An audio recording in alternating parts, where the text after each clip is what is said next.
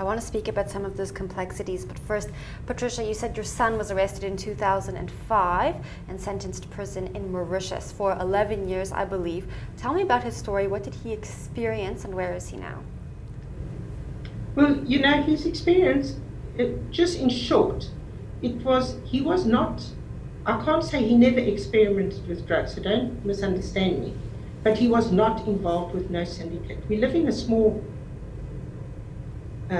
George is small compared to Cape Town, and I mean, he's never traveled. And he became friends with a fellow that was about 5 years older than him, but who was a recovering drug addict. And they were friends for about a month and a half, and the two of them had a bit of an argument because he wanted my son he said he was going to open this business, and he comes from a very wealthy family, and a games center, a shop, where the kids can go play games or whatever, and he wanted him to manage it. And he made my son to resign his job at that time. And what happened was, it was all a lie. So they actually broke relation, they didn't see each other, and then this guy came back to him and said, but he's got no friends, he wants to be his friend. So my son said, okay. They were friends again for about roughly a month. By then, my son he had got himself another job. What happened was, this young guy started taking drugs. And I didn't know it, but it was a Monday morning. My son said to me, he's just quickly going around the corner, because they just lived around the corner from us. And he came back, and then he told me what had happened. He'd been to his parents to tell them, to warn them that, he's starting to take drugs, they must just help him. And he walked in on the conversation, excuse me, and his parents said, hand over the keys, hand over, your phone and so forth. And my son came home, and all he said to me was, Mom, I better tell you what happened.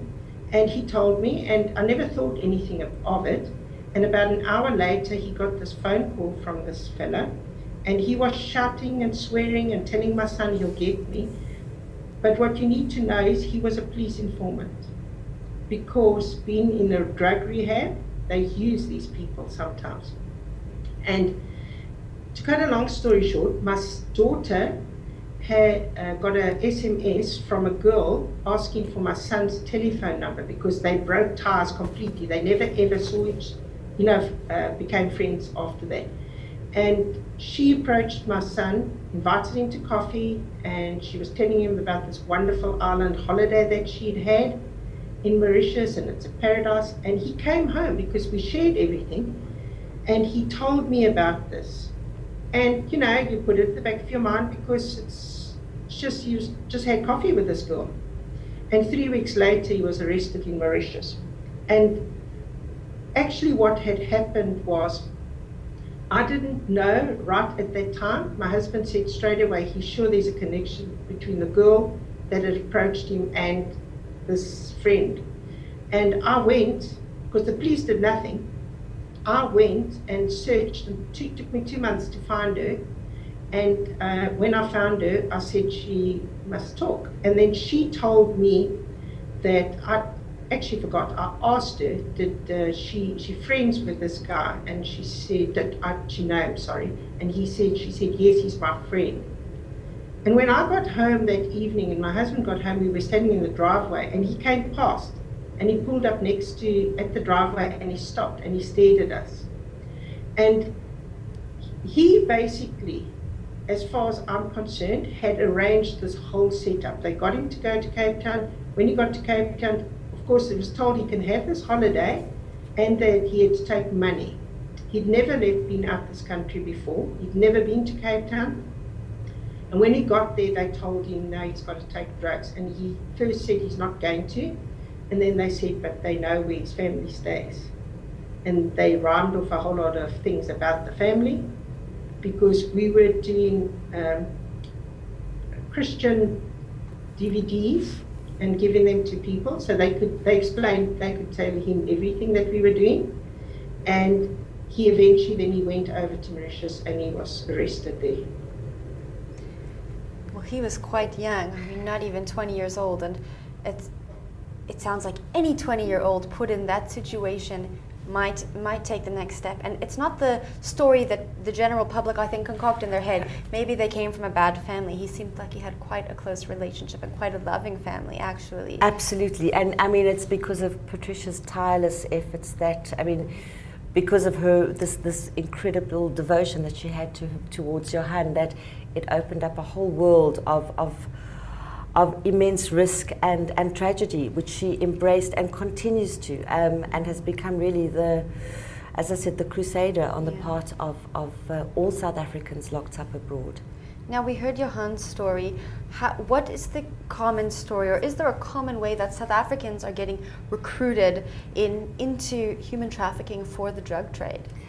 Again, Pat will be more expert at that. I have the parameters of my own research, and from what I've realized over the years is that, look, anybody can be targeted. We have a case of a woman in her 50s, a wonderful chef in Hermanus, a beloved figure of the community who was persuaded by a couple to go. She specialized in African cuisine, and a couple befriended her and persuaded her to go to Senegal to open up a hotel with them and for her to run the kitchen.